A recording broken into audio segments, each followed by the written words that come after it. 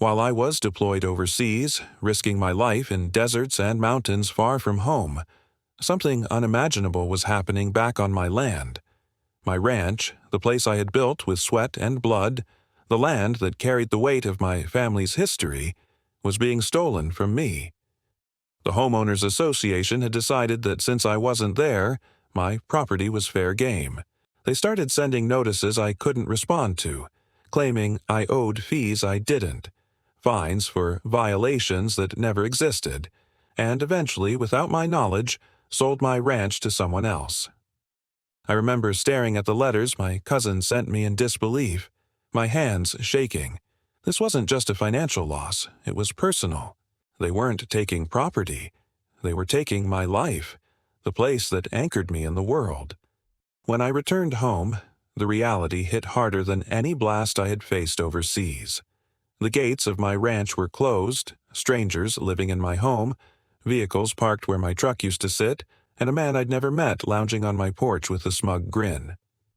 "Can I help you?" he asked as if I were the intruder.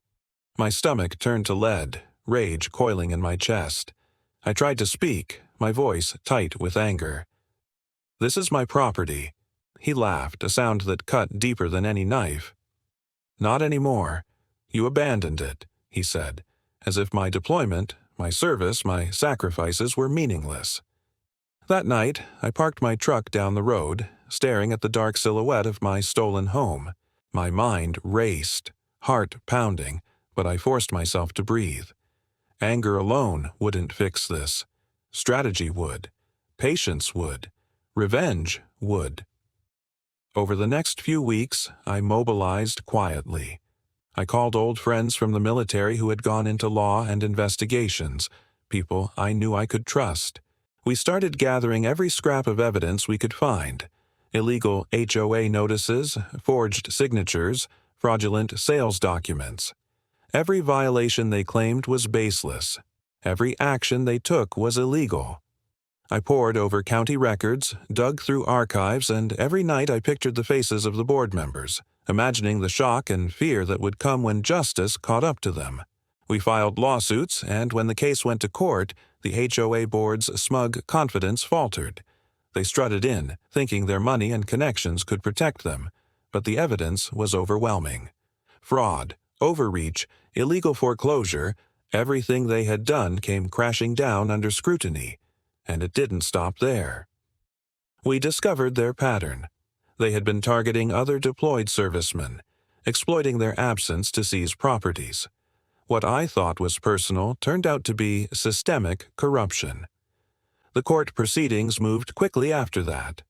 Every fraudulent property transaction was reversed, the board members personally liable for damages, and their assets frozen. Even the properties they had seized from others were placed into receivership. And then came the final, satisfying part. Every house under the HOA's illegal control was reclaimed.